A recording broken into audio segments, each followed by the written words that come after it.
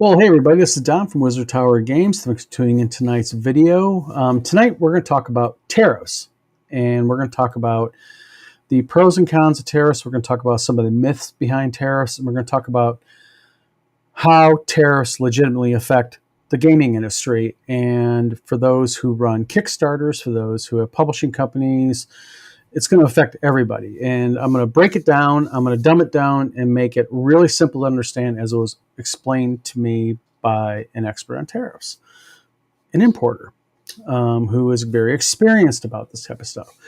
So first, let's get a little bit of history of why are we talking about this right now. Well, this is going to be a very non-political video. I don't care if you voted for Donald Trump. I don't care if you didn't vote for Donald Trump.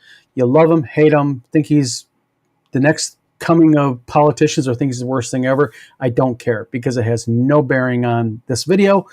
So there, my political rant is out of the way. Now, one of the things that Trump has really pushed throughout his running for president is that he was going to go ahead and he is planning on a roughly 10% across the board tariffs on all imports. And you have to understand first what a tariff is, basically. And a tariff is something very simple. It's basically a tax it's a tax on imported goods. Now, there's very, very big, broad support among the Trump voters out there, and even among a lot of Biden voters for tariffs because, let's face it, they claim that there's a myriad of benefits. But the question is, are tariffs really a good thing when used broadly, like Trump has proposed? Now, every president does targeted tariffs, okay?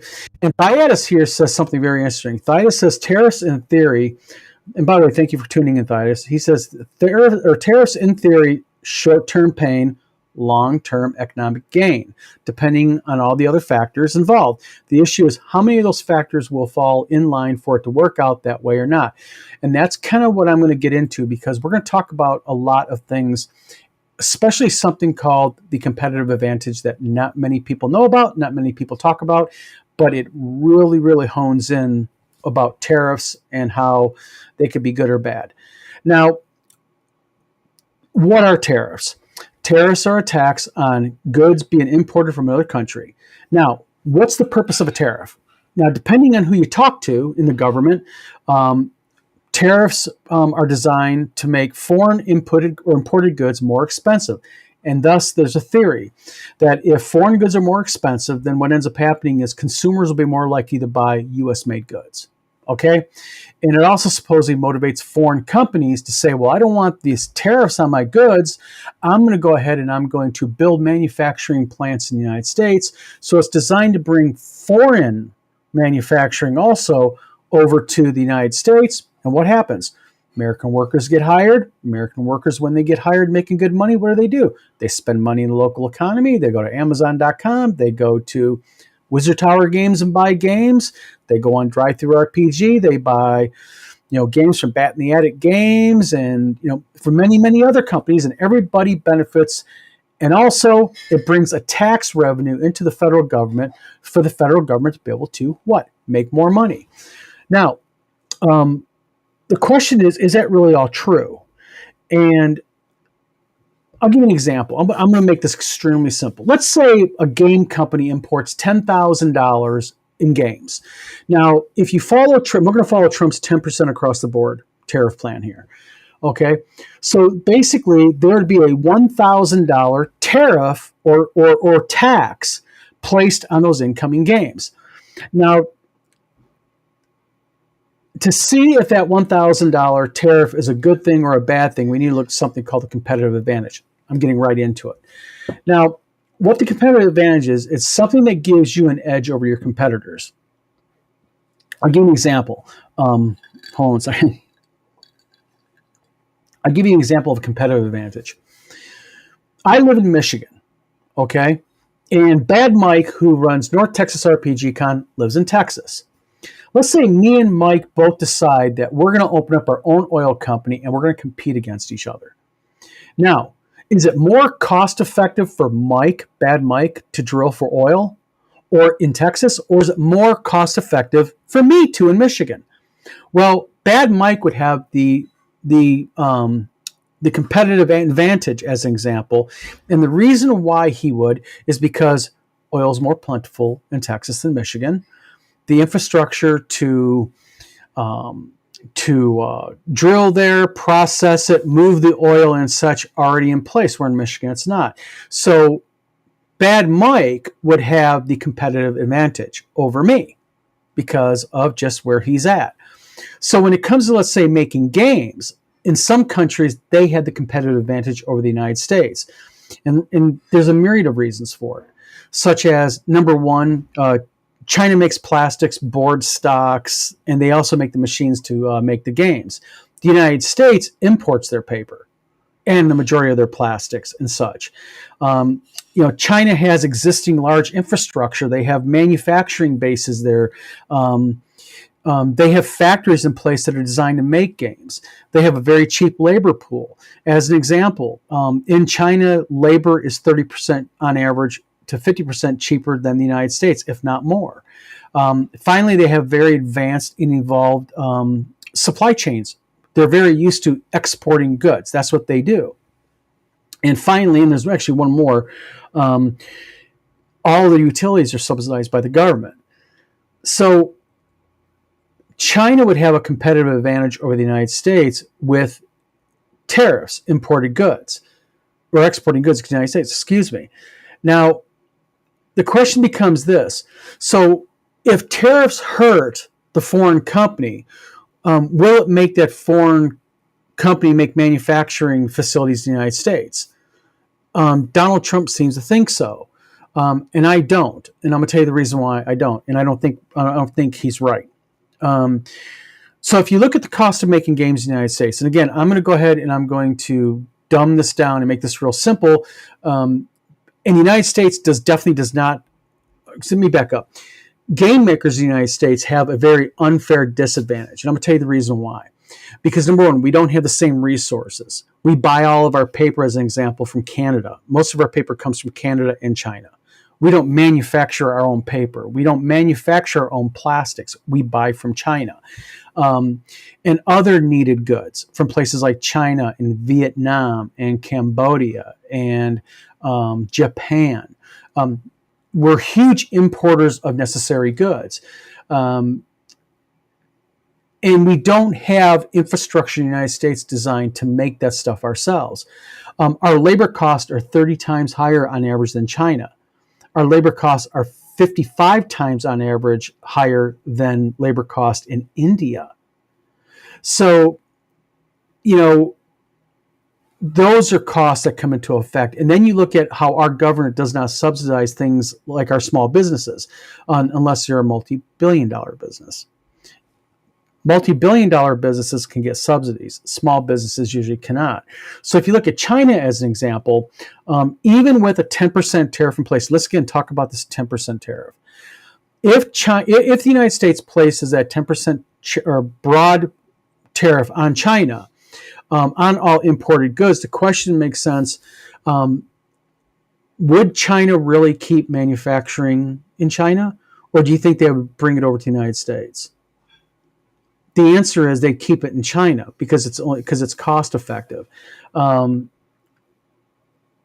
the reason why is because, and I'm kind of going off a few interesting notes here because it can get very confusing, but I'm trying to keep this real simple. Even if Donald Trump said this, Donald Trump goes, you know what I'm going to do? We're going to invest in the United States. We're going to build the infrastructure. First of all, building the infrastructure just to make things like paper and the manufacturing base, the machines and such, and bring the manpower in to do all that and everything, it costs trillions of dollars. And the problem with this is that you get into how much money would a 10% tariff bring in anyways. So, it's still cheaper for China to export goods to the United States than it would be for them to move operations over to the United States. So places like China and India have, let me back up. So why would China, let's just take China and India. Why would China and India want to pay a 10% tariff when they export goods? Why would they say, we don't care? It's because they don't pay the tariff. That's the problem. You see, Trump in error has said that a tariff is a tax on foreign countries. He said that. I actually did some research today, and I found 11 different videos where he specifically says a tariff is a tax on a foreign country who exports goods into the United States, who import, we import into. That's not true. And I'm going to get into that here in a minute. So if you actually take a look at all of this, why would China and places like India and Vietnam and places like that still be willing to pay the 10%? Why is it cheaper for that, or not for them to pay the 10%, to allow 10% to be added? Well, the truth of the matter is this, is that it's cheaper to do business in China than in the United States because of labor rates are lower. Plus, in China, they don't have the regulations like we do. Like, they don't have to deal with environmental agencies, pollution regulations, expensive filters, and specialized filtration for their smokestacks and all that. United States, we have very strict public health regulations. Let's face it, in China and other places, they just don't care. Thyatis says, tariffs ultimately in this case is meant to punish foreign economics. It will come at a cost to us in the U.S., but that's assuming we're not taking a holistic approach on taxes in general. Thyatis says also, tariffs are regressive by nature. In the end, what we might be seeing is a negotiation tool long-term, and Americans begin to purchase goods otherwise. But all of that is long-term, not short-term. Absolutely, it's long-term. But this is the problem, Thyatis, to this. So let's talk a little bit real quick then about who's going to pay the tariff in the end. Okay, so is it the foreign country importing the goods into the United States? Is it the end consumer like me or you? Or is it the importer like Wizard Tower Games as an example? And I'm going to get into this in a minute about what happens if I buy paper from China, which I do. When that paper hits customs, I would have to pay the tariff. So again, let's go back to what I just said about what Trump said. And anything I'm saying about Trump is not a persecution of Donald Trump. We're just talking facts here, okay? Now, Trump did say that a tariff is basically it's a tax on foreign governments. So who pays it? It's the importer, not the exporting company. And I'm going to make this real simple on this, okay? So let's talk about Wizards of the Coast, okay? Let's say Wizards of the Coast, and I don't know if this is the right dollar amount. I'm just going to throw some roundabout money figures out here to keep it very simple, okay? So let's say Wizards of the Coast has a game book, a Dungeon Master's Guide, and they charge $60 retail for that Dungeon Master's Guide. And let's say the cost of that book that they buy from China is $30. So if there's a 10% tariff on that book, Wizards of the Coast pays China $30 for that book. It doesn't affect their net cost at all from China. China ships that book to Wizards of the Coast. But when it hits the United States Customs, in order to get it released, Wizards of the Coast will have to pay a $3 tax, a tariff on that. China doesn't pay it. Wizards of the Coast pays it. So what ends up happening is Wizards of the Coast, instead of paying $30 for that Dungeon Master's Guide, Wizards of the Coast pays $33. Now, the question then becomes, is Wizards of the Coast just going to absorb that $3 hit? No, they're going to pass it along to who? Us gamers. So that $60 book will become $63. And that is if these companies do not add a few bucks extra for what I call PIA, pain in the ass factor. Okay? So Wizards of the Coast will increase the cost of the book from $60 to $63. So you will be the one to pay more, the gamer. And it goes for everything from vacuum cleaners to dishwashers to Bic pens, right on down the line. it will affect everybody broadly, because keep in mind what Donald Trump wants to do. He's not talking about doing targeted tariffs. Now, again, when Donald Trump was elected in 2020, Donald Trump implemented a lot of targeted tariffs. And Biden, when he took over office, he kept a lot of those targeted tariffs, because targeted tariffs are designed to very focally hit markets that the United States already has a broad ability to produce. So what they're trying to do is they are trying to use tariffs to punish, to force companies to go, I'd rather pay a little bit more and go to the United States than I would to import. Thaitis says, PF factor, yes, there will be some additional regulatory fees that will likely need to get paid, etc. Absolutely, there will be. Plus, they're going to have people, hire people to have to deal with paying that. So it's not just as simple as that. It adds more and more to it. Now, so basically, that game book being sold does not affect the Chinese manufacturer or Wizards of the Coast books not one bit, because they're still going to get their $30 per book. It's going to affect Wizards of the Coast and cost of that. And again, Wizards of the Coast is going to transfer that over to who? Me, you, Thaitis, Eric Tenkar, Tom Verol, everybody else, Kip Shelton, everybody else who games. And so tariffs will increase imported goods cost. Now, I'm going to take Wizard Tower Games, my game company, as an example. Let's say I want to make my own game books, okay? I order paper, and paper costs me, and I'm going to keep it this simple. Let's say I buy a pallet of paper for $1,000, okay? Big old pallet of paper costs me $1,000. So I reach out to my contact in China, and I say, hey, I need a pallet of semi-gloss paper, yada, yada, yada. And they say, okay, $1,000, and I wire them the $1,000. Go to my bank, and I wire it to them. That's how you pay, by the way. Now, what ends up happening is China gets that Chinese manufacturer, they get that $1,000, and they pallet up that paper for Wizard Tower Games, and they ship it to Wizard Tower Games. It hits U.S. Customs, right? Guess what? I'm going to hit with a $100 tariff. So that $1,000 in paper actually now costs me $1,100. Okay? So now I pay the tariff, as I am the importing business, and that's who pays. Now, remember the earlier argument how tariffs are great, because also there's things like Donald Trump said, and Donald Trump has said this. Part of the reason why he wants to do this 10% tariff is because what he's going to do is he's going to take the funds from these tariffs, okay, this 10% benefit, and he's going to pay down the national debt with it. Okay. Now, when you actually think about this, there's about $5 trillion a year of imported goods into the United States. So if you go ahead and you take a 10% tariff on that, that works out to be about $500 billion a year that Donald Trump and his government could conceivably take and put towards what? The national debt. The problem is the national debt is $8 trillion at this point. So even if in a perfect world, every dime of that tariff went to paying on the national debt. Now think about this. And even if the government did not take any of that money for other things, and let's face it, the government is known to borrow from Peter to pay Paul.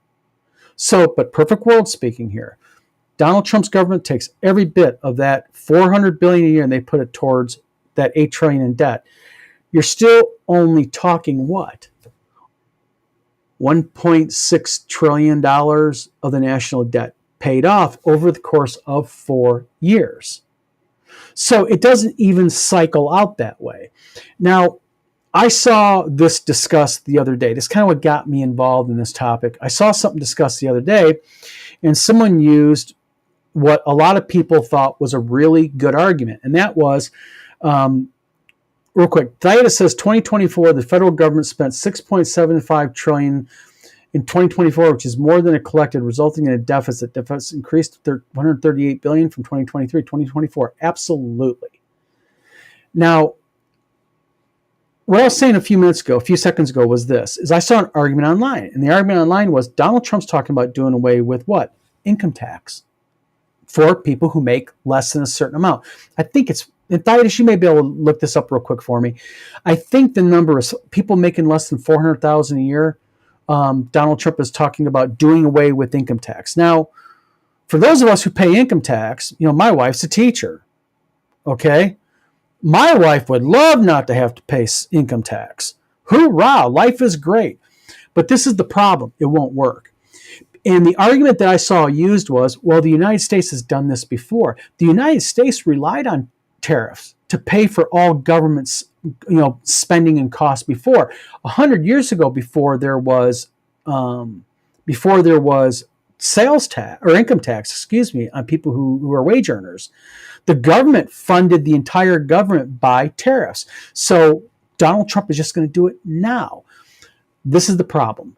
100 years ago, okay, when you look at 100 years ago, tariffs made up about 2.7% of the gross domestic product, GDP. Today, those same amount of, let me back up. I misspoke. If you take a look at what the cost to run the government was, the cost to run the entire government was about 2.7% of the GDP, gross domestic product. Now, the cost to run the government is about 25% of GDP. So, if you take a look at that, we're talking about how many fold more it costs to run the federal government than it did 100 years. The government's much bigger. The government's much more complicated. And I know that Donald Trump has talked about having this Musk-Vraja-led DOGE, Department of Government something oversight or something like that, where they're going to start cutting programs. But the problem is you can't just cut out 80% of government bureaucracy and spending to get it down to a point, because even at $400 billion coming in, you can't pay, what are you going to pay for? You can't in one breath say you're going to pay for tariffs, use tariffs to pay for government spending, and you can't then say, but we're also going to use it to pay off the national debt. The math just doesn't work. In fact, the math doesn't work either one. So at the end of the day, the question becomes this, and this is a really interesting question for me, is at the end of the day, the fact is this: the people who pay the tariffs are, this affects foreign countries in no way, okay? Because they're still going to get their $1,000 for that pallet of paper or that $30 for game books. Theta says he cannot find specific proposal, but if you eliminated the income tax entirely, it would require a 75% tariff inbound and outbound. And Thaddeus, I'm going to highlight your comment here, because you make a really, really good point here. Think about this. Who's going to pay that 75%? And let's not even think about 75%. That's scary. Let's talk about 10%. China's not going to pay it. It's going to be me as an importer of paper, plastics, and other goods. It's going to affect people, like as an example, how many of you do Kickstarters? What do? Majority of you go to China to what? Get your Kickstarters. And this is what's going to happen to you. You're going to figure out, you're going to get those bids from China. And you're going to go, woohoo, I got my bid. My Kickstarter is going to cost me $5,000, let's say, okay? And then what's going to happen is you're going to complete your Kickstarter, you're going to order your Kickstarter, Kickstarter is going to hit U.S. Customs, and then when you go down to pick it up because you're all happy, or you get that notice from FedEx, DHL, UPS, and they say, by the way, we couldn't get it released because you owe $500 more to U.S. Customs because you have to pay what? An importation tariff. You're not going to contact your Chinese manufacturer and say, hey, you're paying that. Absolutely not, because they're way ahead of the curve. They are absolutely far ahead of the curve. And they're going to make sure that in the fine print of your agreement, under those order codes, those little digit order codes I was talking about a few videos back, where it guarantees door to door, there's language in there, because I looked at mine, that says unless taxes held up by taxes and or by tariffs. And Thaitis says this, and he says, and that would work only to pay for the government for a few years until the supply lines are rerouted and relied on U.S.-only manufacturing. So the tariff would have diminishing returns. Absolutely. And that is the problem here, Thaitis, and others who are looking at this, because that assumes that there would be supply chains created. And I'm picking on games because games are really unique because the United States, by and large, does not manufacture its own paper. By and large, our paper comes from China and Canada. And the thing is yes, China is, and people can go ahead and say, they're the Red Menace and all this other stuff. But we rely on China for a lot of our stuff. As an example, Walmart, 90% of the things on Walmart shelves, if you took a Walmart building, 97% of the products in Walmart are made overseas. They're imported.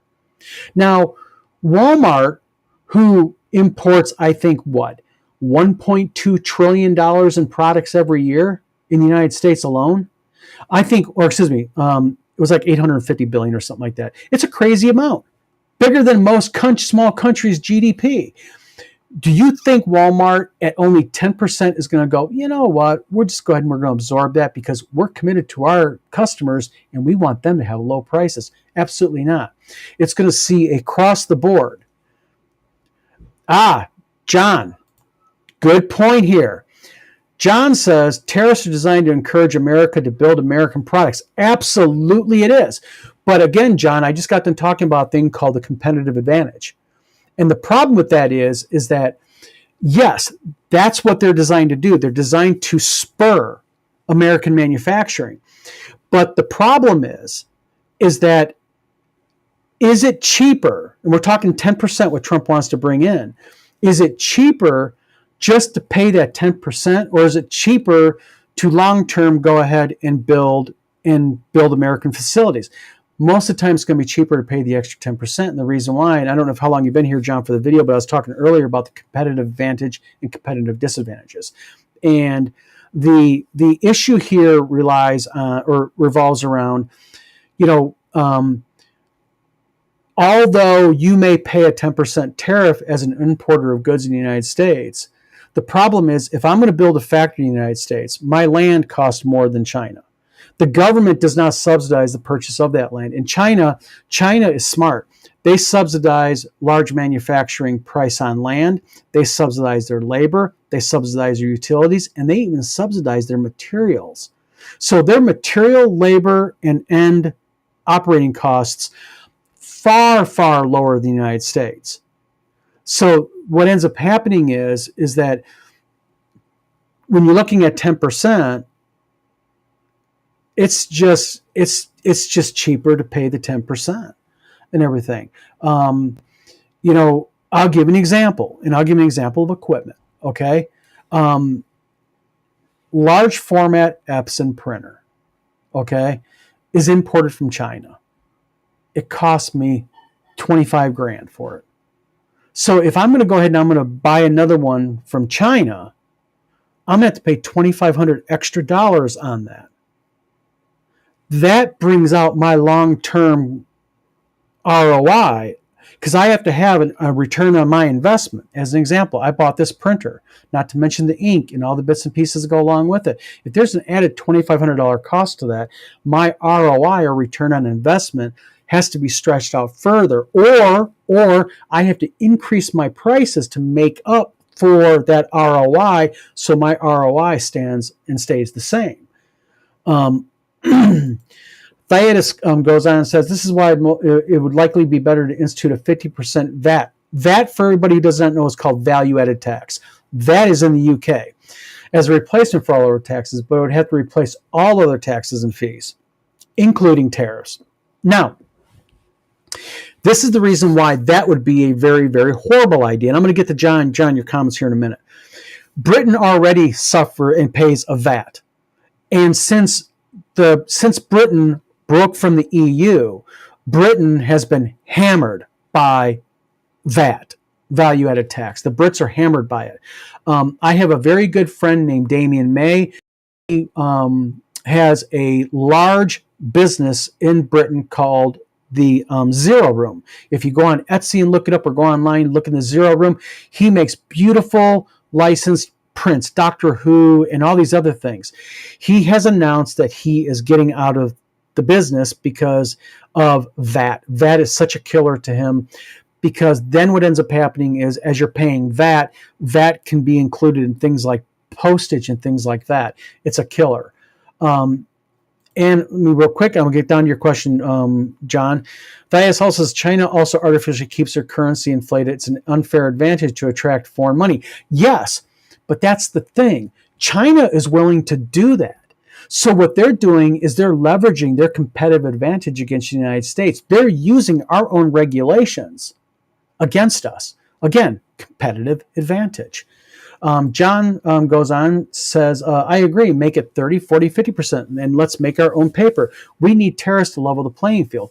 But the problem with that, John, is this, is that it really doesn't level the playing field. What instead would level the playing field is, instead of charging tariffs on imported goods, is, would it not be better, and this is just an idea, would it not be better to go ahead and say, what we're going to go ahead and do. And real quick, I'm going to get to Thias's question, because he says, then how do you compete with China? This is how you compete with China.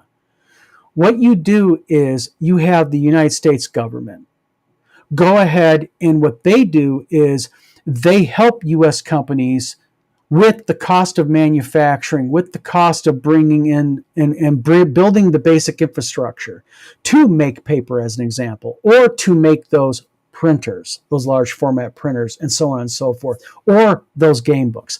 Like, as an example, Amazon.com.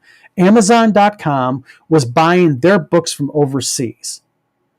Amazon.com, very early on for the print-on-demand operation, said, wait a minute here, we have a cheaper way of doing this.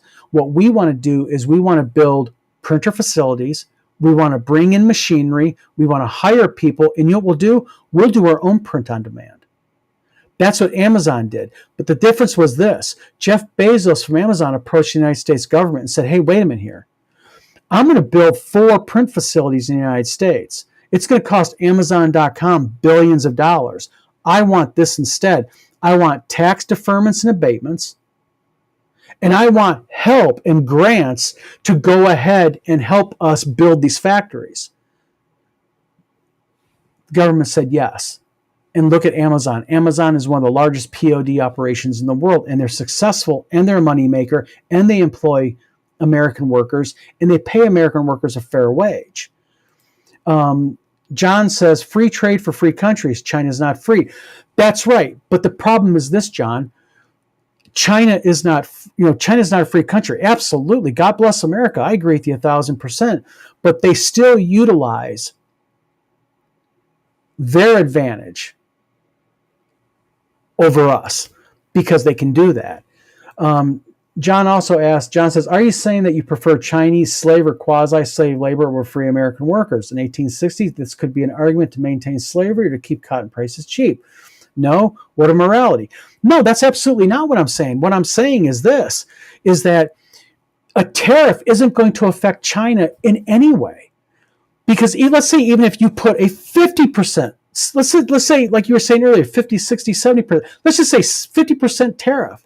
Let's say we indeed said, you know what, all imported goods from China, 50% tariff. China doesn't pay the tariff, though. It's the importer of goods. Like, I'll give you an example. I already pay tariffs on imported goods from certain countries and on certain types of goods. Like, as an example, I pay on raw paper a tariff.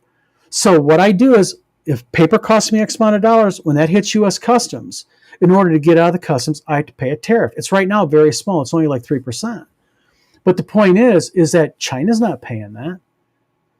It is myself, the importer. And that's the thing, is the importer who pays the tariff.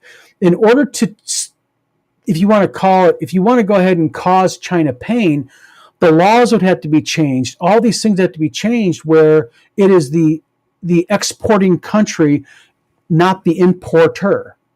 But the problem with that is then they would just simply not do it. And Thaiatus says, Thaddeus goes, and how do you compete with China? I think how you compete with China is we have to this is just Don from Wizard Tower Games opinion here, okay? But I think a large way that you compete with China is we have to be willing to get away from these school loan scams and train our young people in things like the trades. Number one. Number two, we have to invest in small businesses that want to create, as an example, a company wants to build a book publishing operation, not book publishing, a book manufacturing operation. I want to make let's say I want to go ahead and I want to, is there a grant available from the federal government to help me build a facility where I can have commercial grade, large scale, print on demand books, big book printer machines, and also book binders and paper cutters and paper sorters and trimmers and paper vibrators and all that. A paper vibrator is a vibrator that vibrates the paper so it doesn't get cockeyed, just as an explanation. So yes, it would take the United States government to say, we're going to relook at how we treat small business, not big business, small business, and incentivize small business, and also incentivize small businesses to get operating by offering tax abatements for X amount of years, depending on how many people they employ, that type of thing. And Thaddeus goes, Don, exactly. If you have a tariff, then you turn that money back towards U.S. companies, get rid of payroll taxes, add grants. Yes, you can get rid of payroll taxes, or you can abate payroll. You can cut payroll taxes even.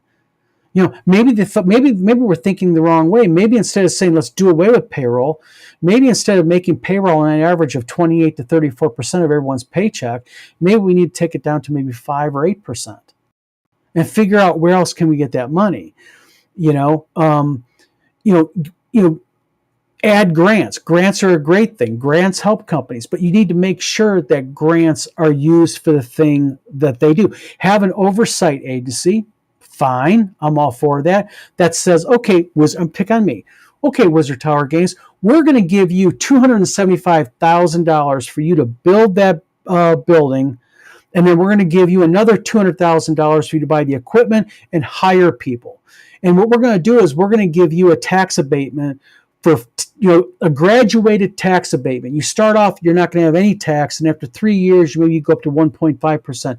Then after that, and you have a graduated tax rate that incentivizes Don from Wizard Tower Games to take this grant and do right by it. But Don from Wizard Tower Games has to show where every dime of that money went.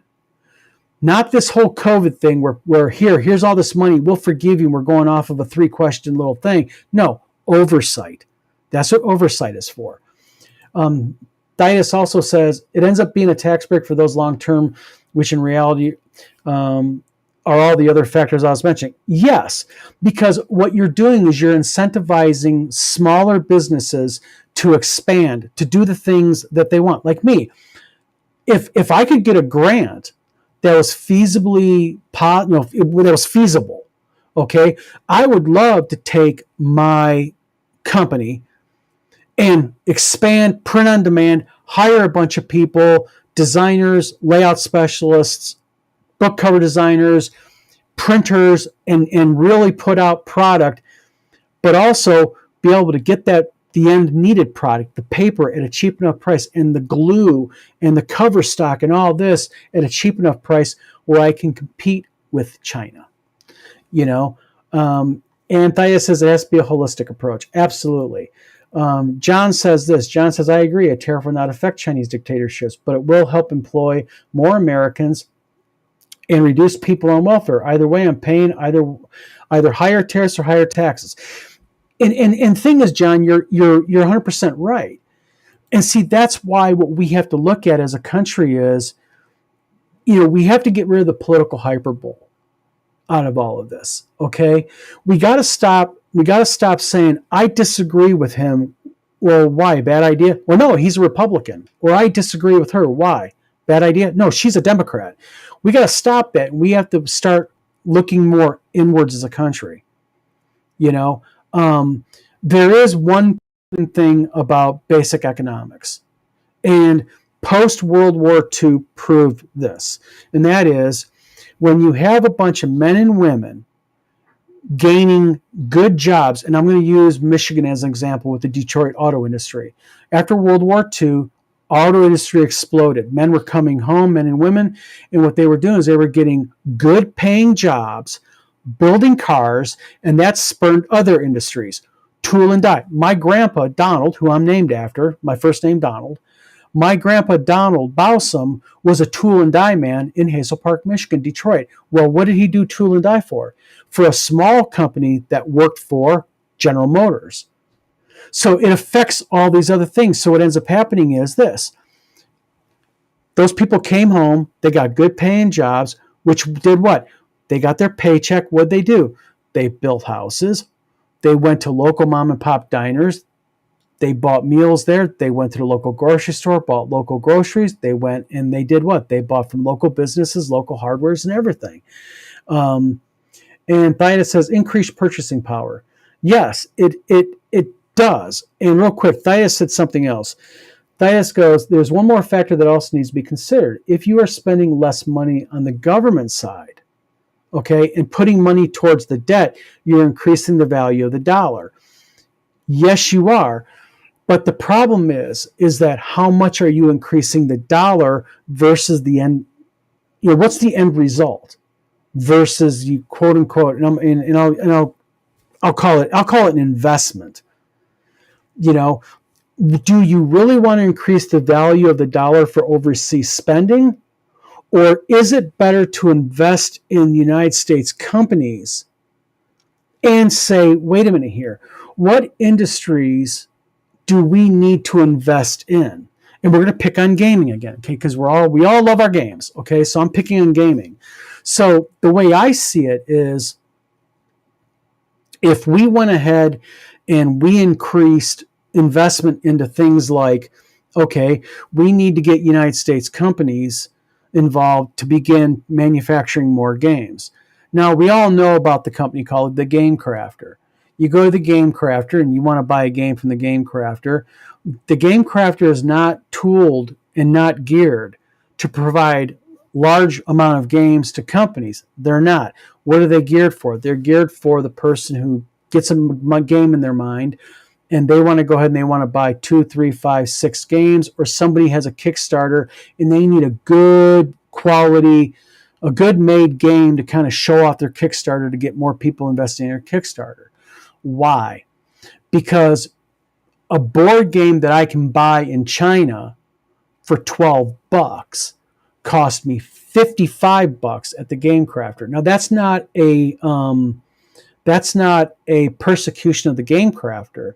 It's just the Game Crafter cannot compete with China. And the reason why is because manufacturing is more here. Their labor is far more here. The end products are far more here because the end products are all imported. So at the end of the day, the real key to all of this is to say, what are the products that we're bringing in from overseas?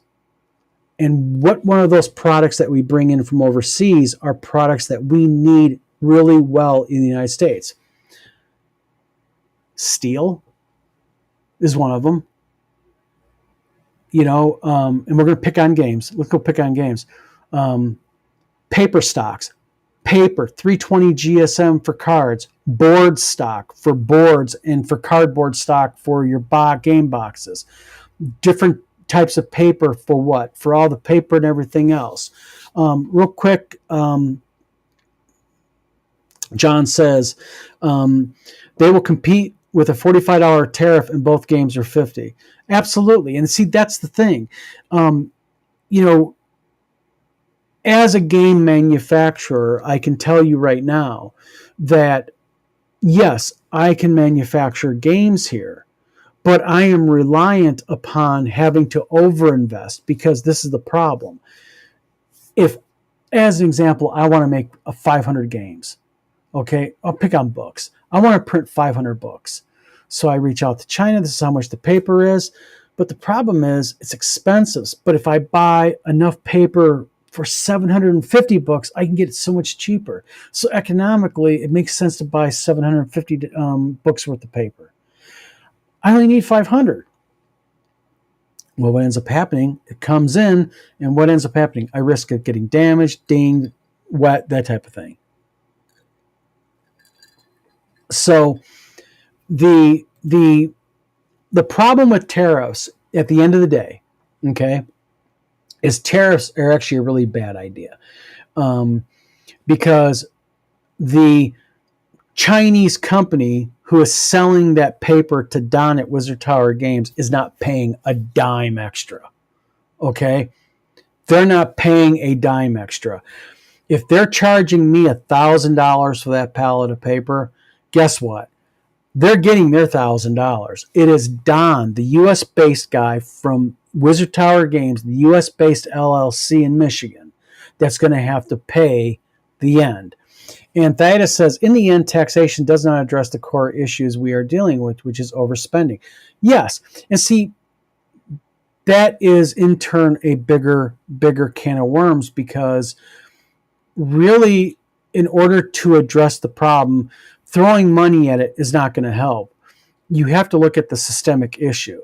It's like saying, I'll give you an example. It's like obesity. If you have a person who weighs, and I'll pick on myself, okay? I ballooned up to almost 360 pounds, okay? Now, I had many options available to me to lose weight. It's the same thing with money and government spending, okay? I could have had weight loss surgery. I could have had chemicals that I could inject to help me lose weight, and that all would have been good. You know what? They would have worked, and Don would have got thinner, and Don would have lost that weight. But the problem is, if I continue to eat a large pizza for lunch every single day with 2 full bottles of Coca-Cola, all of that money and expense and time and effort would have been to naught, because I just would have gained the weight back. And it's the same thing what Thais just said with taxation. You have to deal with the core issues. So the idea behind how to solve this problem with the cost of goods overseas is not taxing American companies who need to buy it from overseas, because either A, it's cheaper to do it there, or maybe there's no other place that sells it. You know, there's some products out there that you cannot buy in the United States unless you're buying from a company that went to that same company in China or Japan or Vietnam, et cetera, et cetera. So, you know, it's a real complicated thing, but tariffs just are not what people think they are. A lot of people think they are. They're not a tax on foreign. They're not a tax that's going to affect foreign companies, because foreign companies don't care. Foreign companies. I mean, if Trump implemented a 50% tax, companies in China wouldn't care one bit. You know, because it doesn't affect them. It would affect the people who are buying from the Chinese companies. And, you know, I'm all for American labor. I'm all for American, you know, bring manufacturing to America. And John mentioned that earlier. John says, the idea here is to get manufacturing back in the United States. And I think that that's exactly what is needed. And I think that's the mindset that our government needs to get is, what can we do?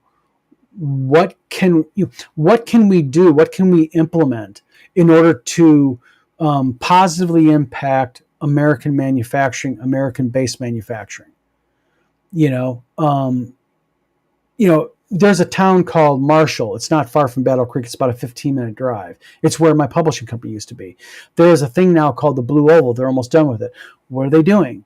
Well, Ford Motor Company is doing a lot of electric vehicles. And I'm not getting into the whole pros or cons versus electric vehicles.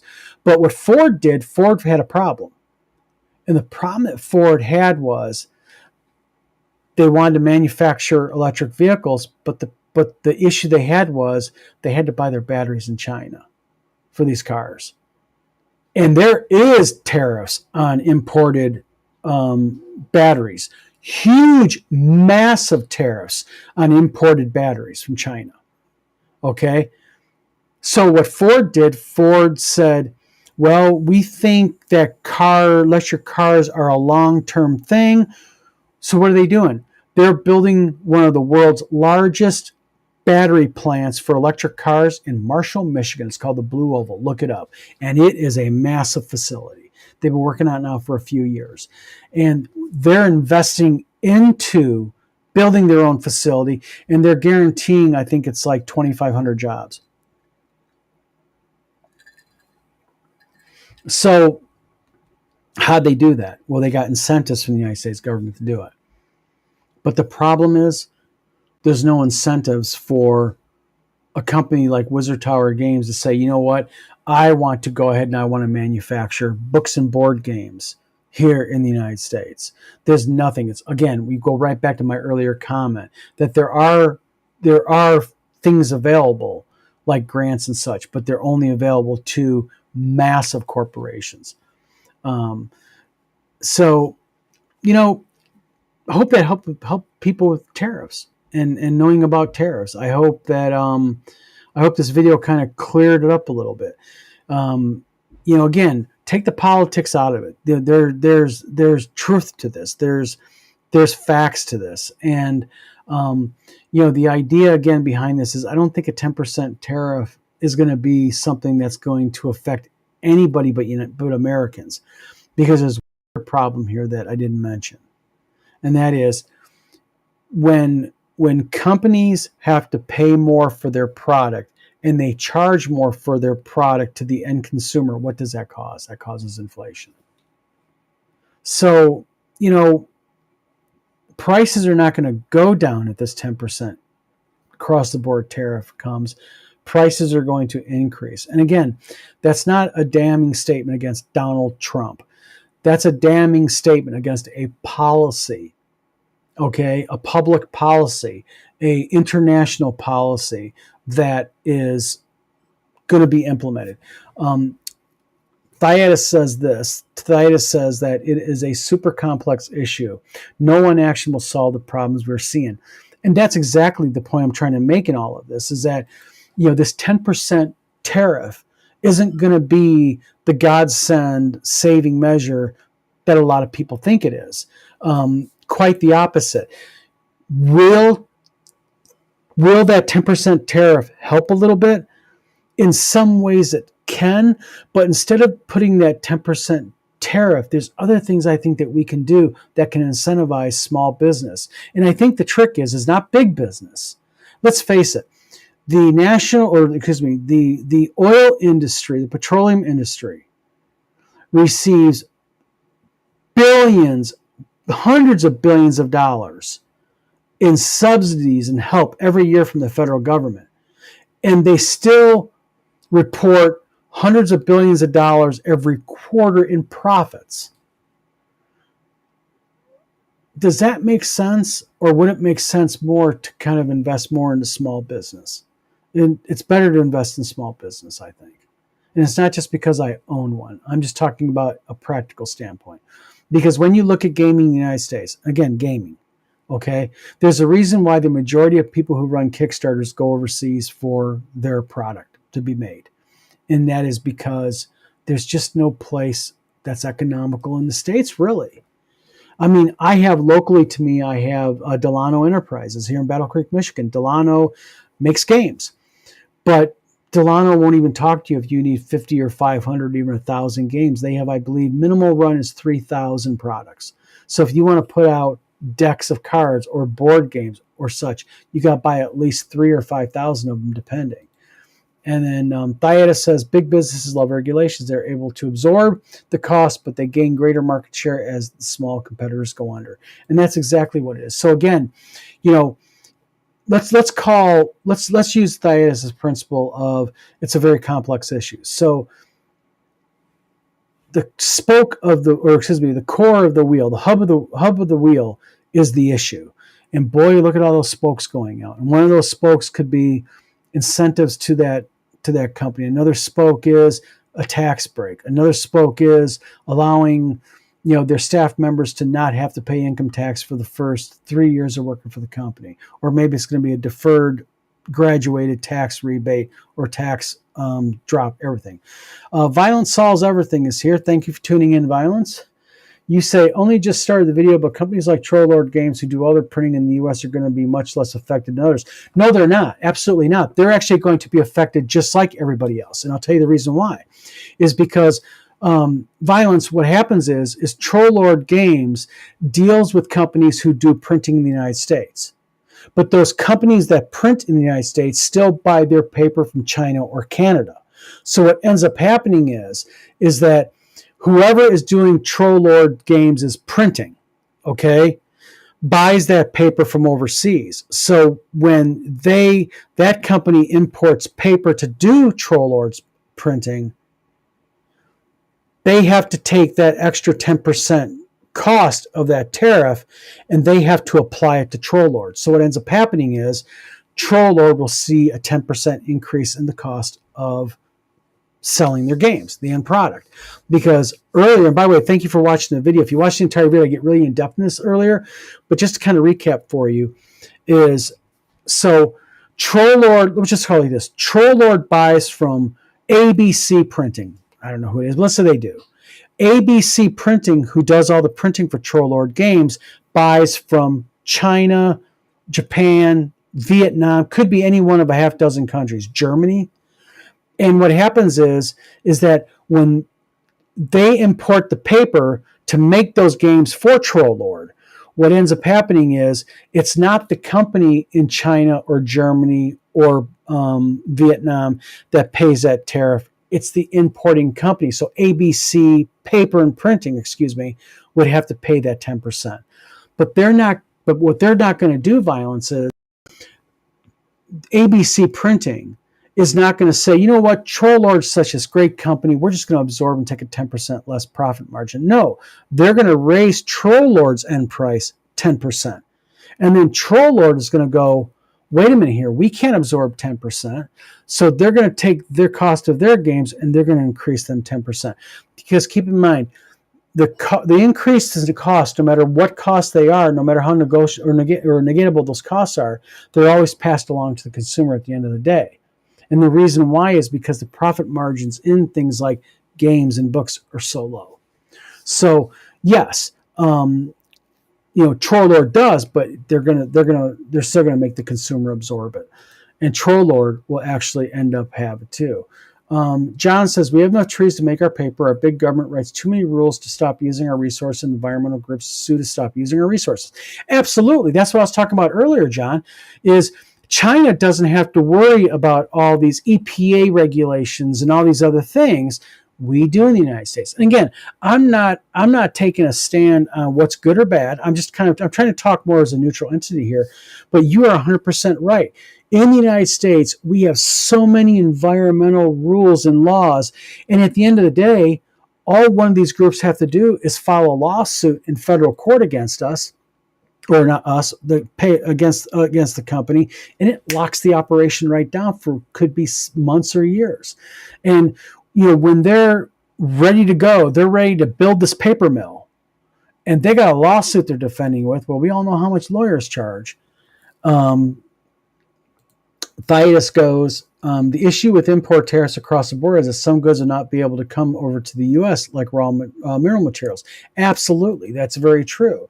And John says, our environmental laws are too strict and encourage foreign suppliers. Yes, I will say this, okay? There's good and bad in all the environmental laws, okay? But on the same token, you are 100% right. Our laws are so strict, so wired down tight that they do encourage foreign suppliers, and they just make people absorb the cost, like Trollord Games. Trollord Games would just increase their cost by 10% because their printer would have to increase their cost by 10% because they're the ones who paid the fee, the tariff. Thais goes, actually, let's legalize hemp paper. It's way cheaper. Absolutely. There's, again, you said this earlier, Thais. It's a very, very interwoven, complicated issue, but I think it's not as complicated as it appears on paper. I think what we could do as a country is we could say, you know what we're going to do is we're just going to make that decision. We're going to invest in our own. It would cost a lot of money, but I think there's ways that money could be gotten. I really do.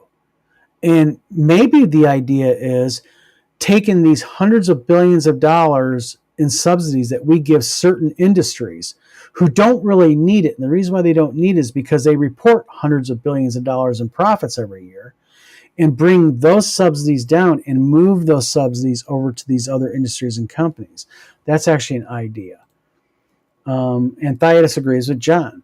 So the thing here is this, is, I guess to make my long video short is this, is no, Trump is actually wrong. Trump is saying that it is a tax on foreign governments. It's not. It's actually would be a tax upon U.S. importers and manufacturers, sadly. And again, like I said in the very beginning, this is not a political video. Love Trump, hate Trump, doesn't really matter. The numbers are what they are. The facts are what they are. And the fact is that what tariffs are effectively an additional tax, a VAT, a value-added tax, whatever you want to call it. They are a tax on the American company who is buying those goods from China. It's not a tax on China. Thaddeus addresses John. He says, John, but some minerals are not found in proper quantities for use in the U.S. We should not raise tariffs on those things, or at least allow tariffs to be used as a negotiating tool, which I think is what Trump is actually attempting in his strong arm fashion. If that's the case, I support it. I mean, I'm all for, 100% all for backing U.S.-based businesses. Absolutely. And I think there's a lot of industries. And I think, and again, gaming, I think the book and game industry is a prime industry that has billions of dollars a year in revenue. And I think that we could take that from China. And I think it could be done fairly quickly. And I think it could be done, and it could benefit U.S. workers and U.S. companies, because Amazon proved that it's doable. Amazon did it. Amazon said, we're not buying all that. We're going to do it ourselves. And they did. And now they're some of the largest printers in the United States, or in the world, excuse me. John says, I agree. If we do not have it, a tariff makes no sense. Exactly. So, I didn't want to keep everybody too long. We're already here at over an hour. I just really wanted to do this video because I think people need to understand that, tariffs on the surface look like a good thing. Let's face it. There's not one American that would not say, yeah, let's make China pay more. Absolutely. The problem is it wouldn't be making China pay more. It's the U.S. consumer. It is the U.S. importer, the small company like me. And, it's already a tough business. It's already tough to compete in this. The margins are so small in this business. And to have an extra 10% to bury and put a burden on that, horrible. And actually, I'll end this video with one thought. China actually hopes we put tariffs on goods. And the reason why is because it kind of forces us to deal with China. Because, I can't manufacture it myself. I got to go to China and buy it. It's a vicious cycle. It really is. So I hope everybody enjoyed the video tonight. Thanksgiving's day after tomorrow. I hope everybody who celebrates it has a really good Thanksgiving. Hope enjoy your families and everything. We're going to be chowing down on turkey coma on Wednesday. Please like and subscribe to this channel if you can. Just hit that subscribe button. If you hit the bell icon, you'll get the added notice of whenever we do a video.